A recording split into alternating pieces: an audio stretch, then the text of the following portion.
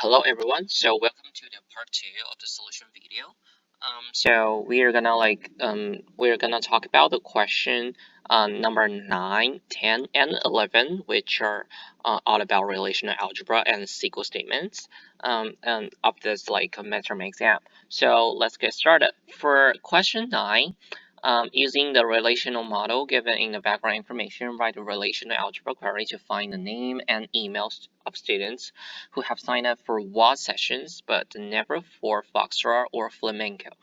So we are asked to write a relational algebra, and this question is actually very, very similar to the question 5 of exercise 3 in your assignment 1. So basically, we're gonna use, as you can see from the solution right here, we're gonna use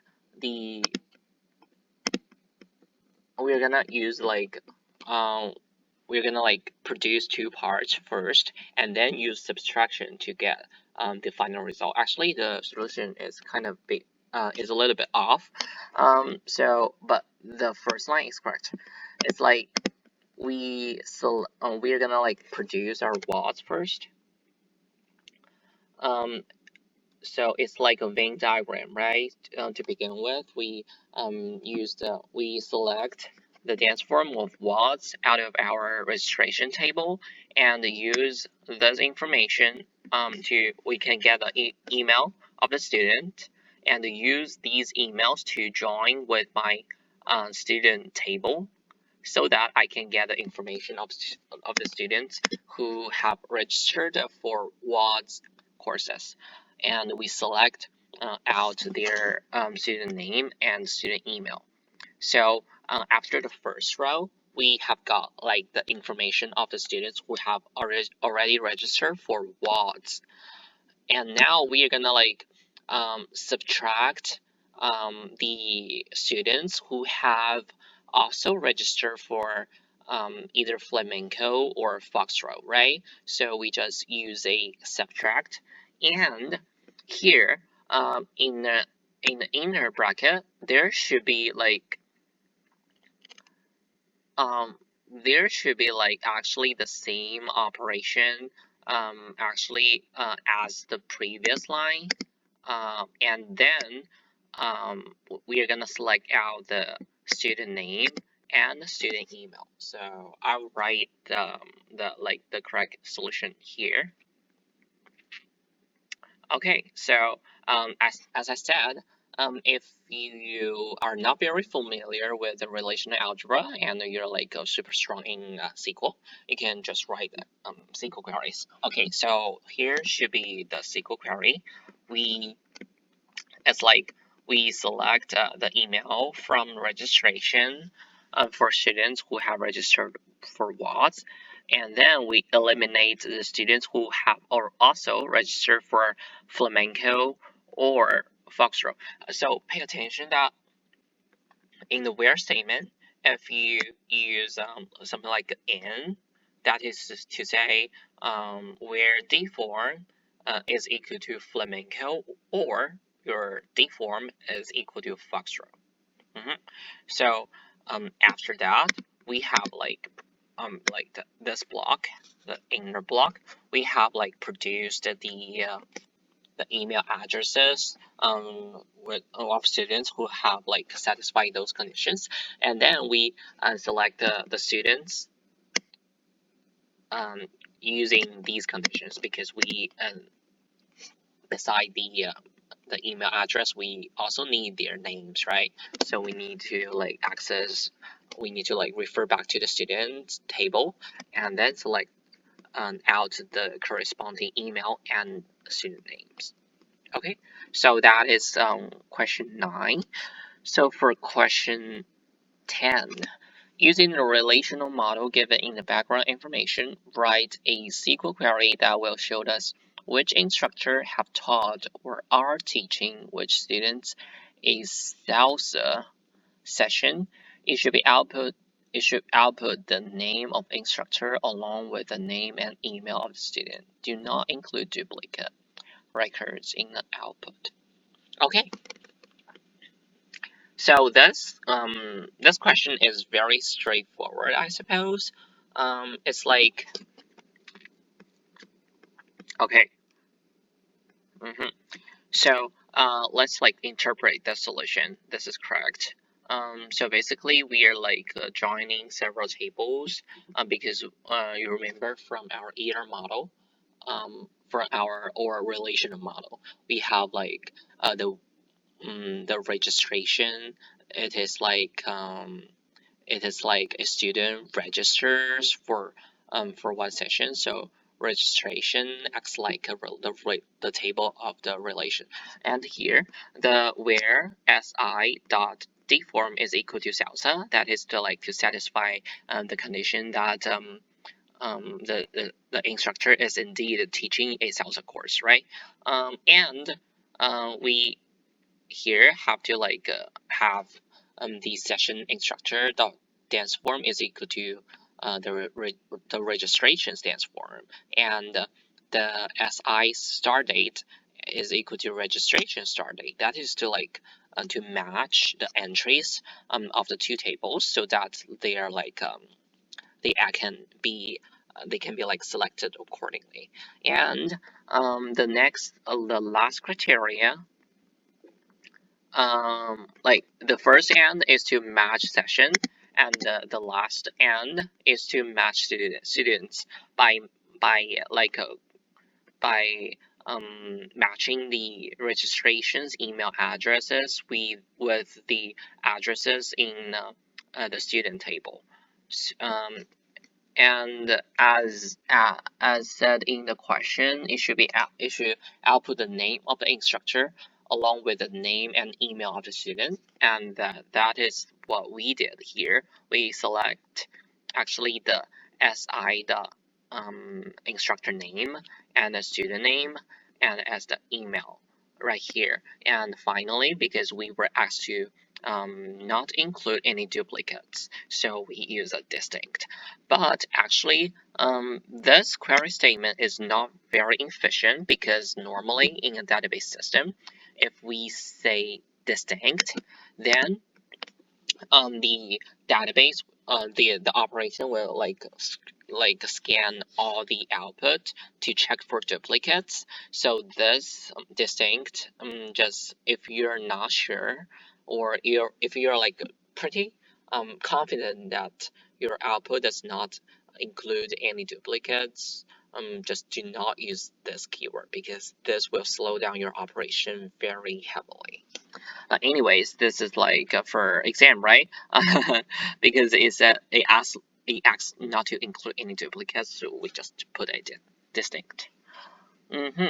So this is a question 10, and let's go to question 11. This is a very long question, and a lot of students just like normally will just skip this question to begin with because this question is very hard, or it is just like it's just overwhelmingly long, so it is not necessarily hard. mm, and we can tell it's like out of like 8 points, right? So if you can like finish like at least one core of it, you can get like a very decent partial marks. So let's see. So we are writing a SQL query to identify the sessions that are not generating a profit. Okay, so if we have to like calculate a profit, we need to like calculate the revenue as well as like what is my money I put into like producing this session, hiring all the say the instructors, right? So basically the revenue minus my cost, that is gonna be my final my net revenue, and that is like the criteria we are assessing so to determine whether this course is lucrative or not, right? Okay, so so I'm gonna like skip the description here and leave it to you guys. So let's look at like the solution, right? Okay, so I'm gonna like walk through the solution like very briefly, because like although this looks very long, actually it is very simple. Like the first part right here, the I table, you can tell it's the I table from the name right here. The alias is I, right? Okay, so we have a inner join. The first part is the I table. This is to calculate. This is to count the instructors. And after the inner join, we are like actually joining the instructors table with the sessions right here. Okay, so I am pretty sure that at this time you guys, if given like for example these three lines, you can be like very confident that these three lines are like calculating. We're like selecting we're like computing the number of instructors for each like different sessions. So very similarly here, these these three lines we are like counting like the number of lessons for like each lesson for each session, sorry, right here. So and we just one thing to notice is that we are like joining the two subtables with a inner join on their dance form and the start date, just to make sure it's like sorry, just to make sure it's like one session, right? Okay, so until now we have like the information of like the number of instructors for each session and the number of lessons for each session, right? Okay, so now, okay, so how do we do this? If we look back to our ER model, we notice that there's like a not very noticeable attribute called cost associated with the weak entity of sessions, right? Um, I know that like the name of cost is kind of misleading here, but actually that is like the profit, like the gross profit for one session. So if we take the summation of it right here using the active function sum, that can give me the like the revenue of like one session, right? So so that is like still possible if my entry for the cost is not valid, something like that. So that is why we have a line right here. We have collapse revenue to 0 if my entry for the revenue is not valid, and we are gonna use that. We're gonna use that. We're gonna use this to replace all the invalid entries with 0, and also if my entry after the coalesce is still like for example is like greater than, for example, is 100 and it is valid, I'm gonna assess this condition if my say number of instructors times number of lessons times blah blah blah, this is like in the description, is less than 0. That is to say my profit is less than my actual cost, right? So that is to say where my session it is not profitable or it is not lucrative, it is not making any money, then that this condition evaluates to true, and then I'm gonna like select out that session.